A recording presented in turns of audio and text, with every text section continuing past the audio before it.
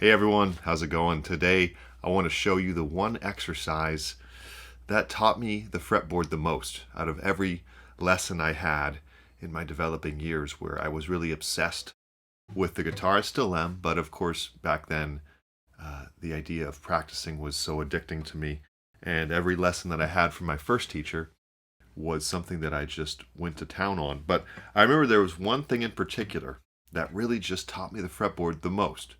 And so instead of going on and on with other things today, I'm just going to dive deep into this one exercise that taught me the most about the fretboard.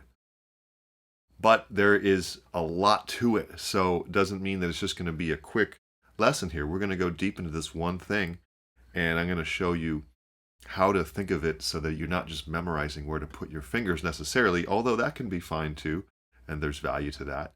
But we're going to understand why you're playing the shapes you're playing, and how these things are coming about, and how it ties into the fretboard and music theory and the key signature, and perhaps the song you're playing, the chord progression, everything. It ties into everything. All right, let's begin our journey here. We're going to start with the key of G. The open chords are good, but I think that a lot of us know those and we want to kind of move on from there. So the first shape that we come across that's a chord shape of G after the open chord would be the E shape here. This is a bar chord of E shape. Now, we're going to be doing triads, all right? So we're going to look at this triad in the middle strings, more or less the middle, 4th, 3rd, 2nd, okay? Strings here. Now, how did I come about that? Well, I looked at the big shape, and then I said, how do I find the triads in this shape? Well, if I just isolate the strings 3 at a time, say the first 3 strings, and I get rid of the bass strings here, I'm left with half a bar, 4, 3, 3. Now if I run to the 4th, 3rd, 2nd strings of this shape and get rid of the 2 bass strings and top E string, I'm left with 5, 4, 3, all right? And then if I keep going and I isolate the 5th, 4th, 3rd strings, I'm left with this. And then if I isolate the first 3 bass strings, I'm left with a power chord that is not a triad because it has a root, which is a G, a 5th, which is a D, and a root, which is a G. So that's not really a triad. We need a B. And we're going to dive into this more about what that all means. But this is a G5. It's a great thing. I can play thousands of rock songs with it and stuff, but I can't really call it a triad. That's fine because I can just say, instead of going down to here, I'm going to do a different thing here. Here was the triad before. Now I'm going to say, well, I need a B, so I'll grab one here. Okay. And have 7, 5, 5 as my frets. It's a little bit awkward with the bar, but it's good triad actually. Hendrix really used it a lot, as did many others. Okay, so I have 4 triads here. Let's review them. That one, this one, this one, and this one. Notice how I'm saying this one and that one. Kind of unspecific, Mitch. Well, I'm doing that on purpose because we need to just play these things first. And now that you're playing them, feel free to pause the video. I'm going to describe what they are, okay? So we have 3 types of major triads. If they're just major triads, we have root position, okay? Now root position is when the G is on the bass. So look at this first one we looked at. That's a root position triad because the G is on the bass. So I know, all right, well, the G is the root and it's in root position, meaning the root is the bass, okay? And then it's the 3rd and the 5. These are all closed triads, meaning we're not skipping notes or doing these really open triads. We're just doing root position, nice, beautiful. Now we say, what's this? Well, what we did is we moved this G up an octave, okay? That's another G. More importantly to what I'm saying here is that the bass is a B note, which is the 3rd. So you could call this G over B triad, but really what I'd like you to think of it as the first inversion triad here, because the 3rd is in the bass, so it's a first inversion triad. Because if it could be a different triad, let's say it's A. Yes, it's A over C sharp, but more importantly to what I'm saying, it's a first inversion triad. So we don't have to memorize all the notes to know what this is. This is just a first inversion triad, G over B. Okay, the 3rd is in the bass. Root position. Now what's this? Before I move on, let's say I look at this and say, what changed between these two? Well, this G moved down an octave to here, all right? Remember that because we're going to see it in a sec. As we go here, what changed? This D, the 5th, went down an octave. And now I have this. So that D, see that? went down. And as I'm playing this, that D moved down. Now, notice I said the fifth, so the fifth is on the bass. So we have root position, first inversion. This is second inversion with the fifth on the bass. Second inversion. That's it. We just have 3 triads to memorize. Root position, first inversion, second inversion. Now we have one more to go. Let's take this B down an octave to here. It's kind of a stretch there, but it is an octave. And we keep these other notes the same. And we have a first inversion because the third is on the bass. All right. Now, this is not yet an exercise, this is just an introduction. So here we go with getting going with this. Now, if I have this first triad, it's a G, I'm going to want to be able to play a 4 and 5 chord with every single triad. We've covered 4 triads. There's 12 total. We're going to go over 8 of them today, but the other 4 can be found on my other triad videos, which I'll link in the description below. You can also find at patreon.com/mtguitar, several triad workouts there. I go through all the triads. There'll be a study guide for this with a little exercise sheet, so please check that out at patreon.com/mtguitar. If I say I want to play a 1-4-5 progression, because I'm going to assume that most songs have a 4 and 5 chord in them, especially if it's in the major key. All right, so I play a G and I want to find the 4. Now, I need to find the 4. So luckily for us, there's a 3 in the triad already. Okay, it's this note. So 1, 3, 5, 3. So that 3 needs to just go up 1 fret because between 3 and 4 in the major key is a half step. So I go up to 4. So I go up a half step and there's a 4. Now that's the root of the 4 chord triad, if that makes sense. Every triad, if it's a major triad, unaltered triad, just standard, you're going to have a root. And this 4 chord needs a root. So here's the root of a triad. We don't know what the triad is yet. We just know the root note. That's good. The next step would be to go down an octave and see what the shape is. So I go down an octave and I see 2 strings, 2 frets, a C bass note. Always 2 strings, 2 frets to the right from any bass note, not from any note because of the tuning of the guitar, right? That B string, that dreaded B string. But on a bass note, meaning the E and A strings, we're fine. We can just go 2 strings, 2 frets and C an octave. Well, now that may hopefully remind you that you're in the A shape here, because this is the only octave where you'd see this kind of chord. Okay, between the 5th and 3rd strings here. And if this is new to you, no problem. Now you know. So I might play an A-shaped bar chord of C here. But I need to know that the full shape, some play an A shape like this. I don't, but I have if I needed to in the past. But there it is. It shows me that all 6 strings can be played on the fretboard here. So now I know that if I isolate the 4th, 3rd, 2nd strings, I get this C triad. So there's my 4 chord. And I didn't just memorize this. I knew that the 3 goes to 4. I see the octave. I see the shape. I make the triad. It's a lot of steps, right? Well, you do this for a while, and this exercise will teach you the fretboard much more deeply than just memorizing the triad. It'll show you 3 to 4, find the octave, see the shape, isolate the strings, play the triad. We still have the 5 chord, right? Now, lucky for us, we go back to the 1 chord. The 5 is in the 1 chord triad. So the root of the 5 chord is in the triad. 1, 3, 5, 5. That's why it's important to know if it's root position, first inversion, or second inversion. 1, 3, 5. So 5. All right, now we find a lower octave. Well, this one's a little tricky. You could either go to the open D string, which is the most obvious approach. But what I'd like you to do is try to work from the index with your other fingers here. So we should be going to the right. So I'm going to see the octave here. That's a D octave. This is a D note, and it's a lower octave of this note. Now this is the hardest shape to see, one of the hardest, but it's showing us a C shape.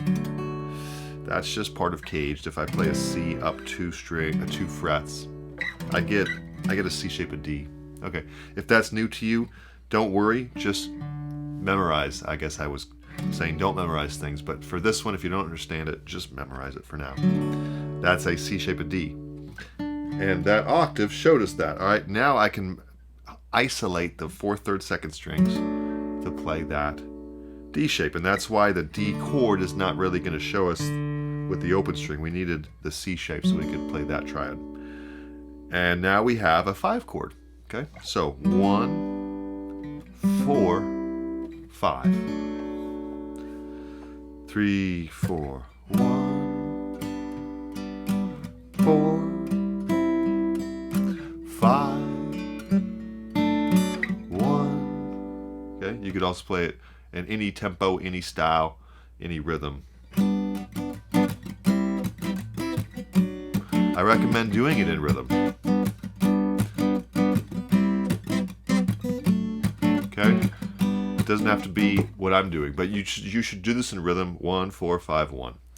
Now, if I say, okay, I'm on a roll, let's keep going. We're going to take this triad now, the first inversion of G. We're going to do the same approach, but it will go a lot faster this time because we'll see we've already figured out a lot of the shape work. All right, so we're going to play the first inversion. The third is on the bass, so we go up a half step. We connect the octave, and we see this is the shape. This is the first 3 strings. We play the 4-chord triad. We didn't even need to memorize the triad necessarily in isolation because we saw it coming from the shape, and that's why this will teach you the fretboard in a more holistic way as opposed to just memorize triad, done, memorize triad, which can work as well. I mean, there's nothing wrong with that again. So I'm not that person where I say, stop doing this. It's like, you know, you can still memorize stuff, but this is just so you can understand it. Now the 5 chord is in this triad, this 1 chord. So we find the 5, we find the octave, we notice we're in that C shape, and we play this. Now you might say, Mitch, why did you go through all that trouble? This is just the D chord. Yes, but this is kind of coming from this shape because we're in this position. So we want to think of it as from this area. This C over this C shape of D has this triad. Okay, it might be a little nitpicky of me, but you know, I have my methods. So that's my 5 chord. So now I have 1, 4, 5, 1, 3, 4.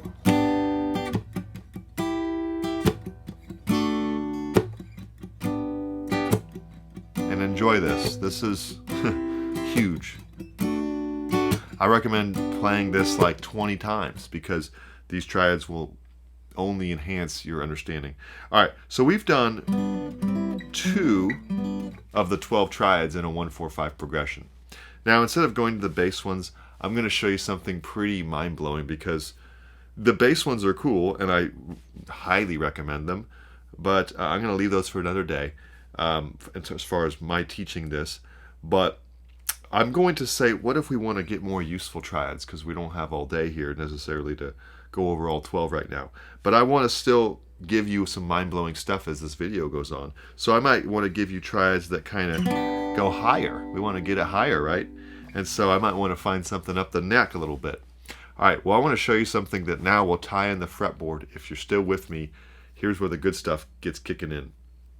How do I find the next triad without even doing caged? Is it possible? Yeah, I think so. I thought of some methods here that will really tie this together with how the fretboard works and music theory works, even apart from caged. If I'm here and I know that this is first inversion, this is a 3, this is a 5, this is a 1. And somewhere along the way I saw a video of music theory where Mitch told me that the 3 to 4 is a half step and the 7 to 1 is a half step. Otherwise, the major key is all, I dropped my pick. The major key is all whole steps, unless it's 3 to 4 or 7 to 1. So that means if I just follow that left to right, from here to here, assuming you're right-handed, I can find the next triad just by going whole steps or half steps. Pretty cool, all 3 strings here. So let's start with the 1. How about 1? This is 1 right up top here, right? The first string. 1 to 2 is a whole step. 2 to 3 is a whole step. Unless it's 3 to 4, we're going whole steps. All right, so I know that's going to be in it. Okay, that's all I know so far. Now, here's a 5, right? We need to get to the 1. 5 goes to 1, right? 1 goes to 3, 5 goes to 1. So 5 is a whole step to 6, whole step to 7. Okay, 7 to 1, I know it's a half step. So I have this note and this note. Well, this already sounds good. Here's the 3. Now the 3 needs to get to 5, right? 3 to 5. All right, so 3 to 4, half step. Nice. Okay, good to know. 4 to 5, whole step. Boom. So I have this one, this one, this one. Oh, wait a minute. What the heck? That's the D chord looking shape from the C shape earlier, right? From this.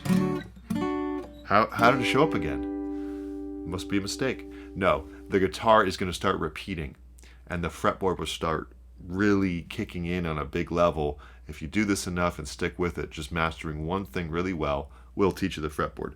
And not only that, we didn't even do it with caged.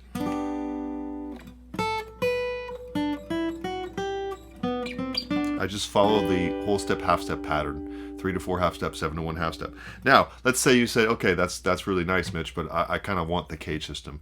Well, simply notice that in the shape, we have an octave. Replace that octave with the index. And then when you're going to the B string, go over 3 frets instead of 2 because of that tuning issue.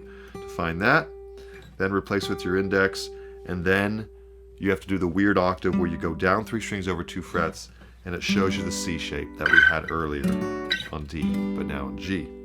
But we did it through the octaves. Okay, that's why I didn't start with that, because some of you might not want to do that, but that is really, really good to do. So I highly recommend that as well. I'm not sure which one is better, to be honest. Both are really good methods. All right, so I found this one chord. We're going to zoom through this a little bit quicker now, but again, we don't want to rush because this is all good stuff. So what triad is this? Well, if this is the 1, because of the octave, that means this is the 3 and this is the 5. Okay, so wait, 5 is on the bass. So it's not root position, it's not first inversion, it's second inversion. Second inversion triad. So if that's second inversion, 5, 1, 3, that means to find the 4 chord, I just need to go up a fret from the 3. Okay, so that's good. Now, what the heck do I do here? Mitch told me to go down an octave, but I still don't really know what's going on. Well, here's a situation where if you're on the high E, you can reset to the low E. So the same high E will be the same fret and the low E, the same C note. And then there's an octave. So now the E shape becomes apparent because I went from here to here to here. And now I see that I need this triad because I found the root note of a 4 chord, but it wasn't until I saw the octaves that this triad became apparent. Look familiar? This is the same triad as G, but just up here. Gotta love the guitar. It's confusing at first, but it starts to connect and things start to become easier. So we have 1 chord, 4 chord. Now to find our 5 chord, we go back to the 1 chord and we locate the 5 root. We know that this is second inversion chord, so here's the 5. That's the root of a 5 chord. All right. Well, I'm kind of feeling stuck. Come on, Mitch, help me out here. I don't know why I'm talking so much third person in this video. It just seemed like a good idea because I'm imagining that lesson that really just changed the fretboard for me, so I'm trying to dramatize it a little bit. So, what's going on? How do we find a low octave? It's all the way there. That seems inconvenient. Well, here we actually should go down 2 strings, 2 frets again, even though I told you don't do it with the index all the time, but here we do want to do it. So, just like guitar is a little bit maddening. Sometimes it's a good idea to do something and sometimes it's not. In this case it is, because now we see the A shape and we see the first 3 strings appear as our 5 chord. 1, 4, 5. Back to 1, 3, 4.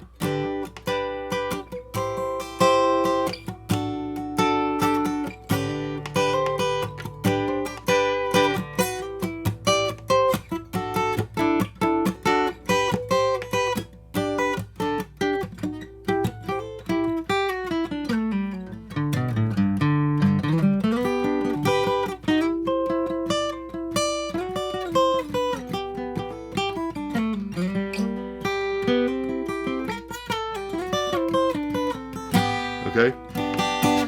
Hopefully that demonstrates a little bit of the triad beauty and fun that you can get going with.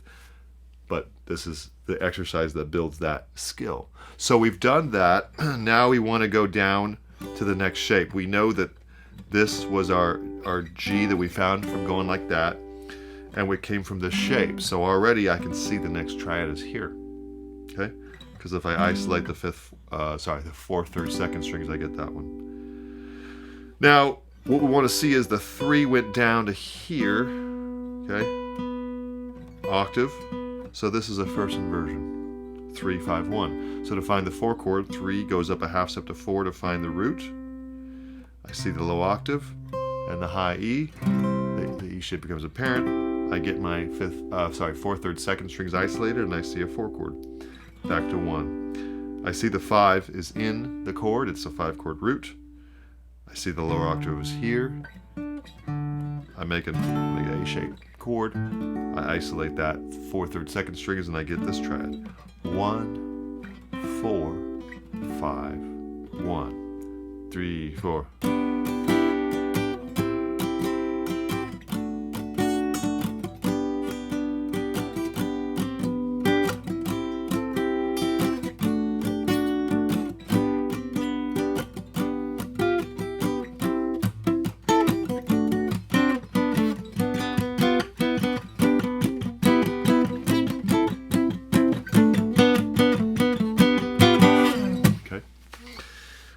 So now we're going to change keys, and we're going to say, what if I'm in the key of D? All right. We're going to skip the open shape again. We're going to fly through this now. We're going to say, here we are at the D. All right. Sorry, the C shape of D. Here's a D shape of D. Then I go to the next shape. That's C shape of D. Still a D chord, but in the C shape. Now we're going to isolate the 5th, 4th, 3rd strings, because I told you I wanted to show you all 12. So here's some more triads here. We won't go through all 12, 1, 4, 5, but I want to teach you more triads here. So this is a root position triad. 1, 3, 5. 3 goes up to 4, half step. I see the bass. I see the shape. Starting to look familiar? I isolate the 5th, 4th, 3rd strings. I see that triad. So, okay. Back to 1 chord. I see the 5 is in the chord, 1, 3, 5. That's my root. I see an octave here. And I know that anytime I'm on my high E, I'm also on my low E. So now I find I'm in a G shape, okay? Well, the G shape is like this. So the 5th, 4th, 3rd strings are 4, 2, 2. So I went from this to here to here. A little harder on the bass. 3, 4.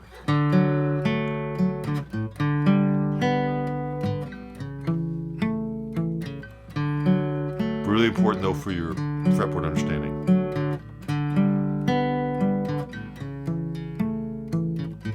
Alright, now let's go one more triad down.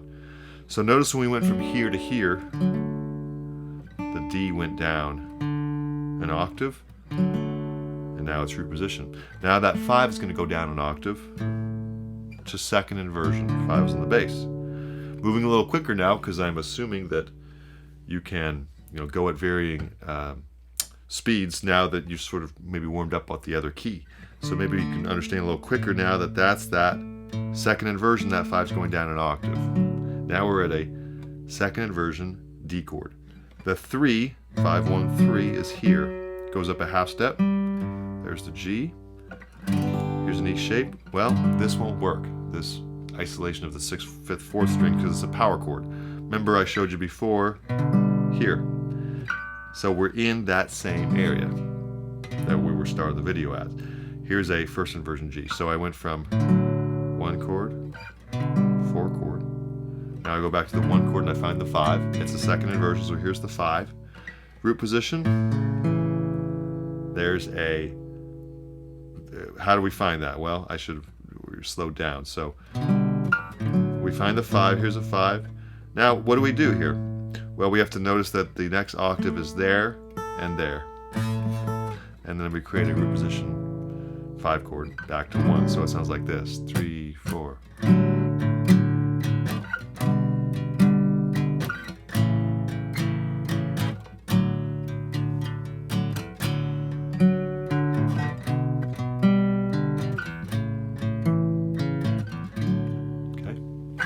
So there you go. That's going to be a lot to work on. We've covered 1, 2, 3, 4, 5, 6. So we've covered 6 of the 12 triads. Do the others on your own, or you can check out my Patreon where I have some triad workouts there. But doing a 1, 4, 5 chord progression, not only memorizing it, but knowing how you got there and why, following the 3 to 4, following the 5, and finding that and seeing the lower octaves or the higher octaves, seeing the shape you're in, isolating the strings. That is I know it seems like a lot, but that's going to actually show you the fretboard. And then if you can take a triad and move left to right by going whole steps and half steps, depending on the major key, 3 to 4 and 7 to 1 half steps, then you can find a triad even from scratch without caged. So a lot to chew on there. Very fun. I know it's a bold claim, but doing this in a 1-4-5 in all 12 triads and in different keys will be absolutely revolutionary, I think, for your fretboard understanding. And then never stop playing scales, never stop playing pentatonic scales and major and minor scales, as well as spread triads. Play all sorts of different voicings, double stops, thirds, sixths, etc. And then you'll be on your way to understanding the fretboard in no time. Make sure to switch up the keys is one last point. You don't want to just do only G and D. You want to do every key you can and then work these over songs. Now, we haven't even done minor. So, if anything is wrong with my title, if I'm being a little too bold, it's that. There's no minor yet. So minor would be something that I'll cover in a different video, but I do talk about that in my other triad videos if you want to jump ahead and look at another video of mine where I talk about how to find the relative minor. It's all about going from the 5 to the 6. So if I'm, say, at this first triad we looked at, this root position G triad, I find the 5, I make it a 6. So you're welcome to do that on all triads. So let's go actually here. 5 goes to 6. So there's an E minor. 5 goes to 6. So there's an E minor. The 1 and 3 stay the same. 5 goes to 6. Relative minor. Here's 5 goes to 6. So we just found 4 E minor triads.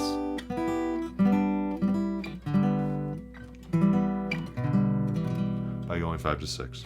Here's another one. 5 goes to 6. 5 goes to 6. Okay. All right. Have a good one, everyone. I hope you're doing well out there. Remember to enjoy while you're playing.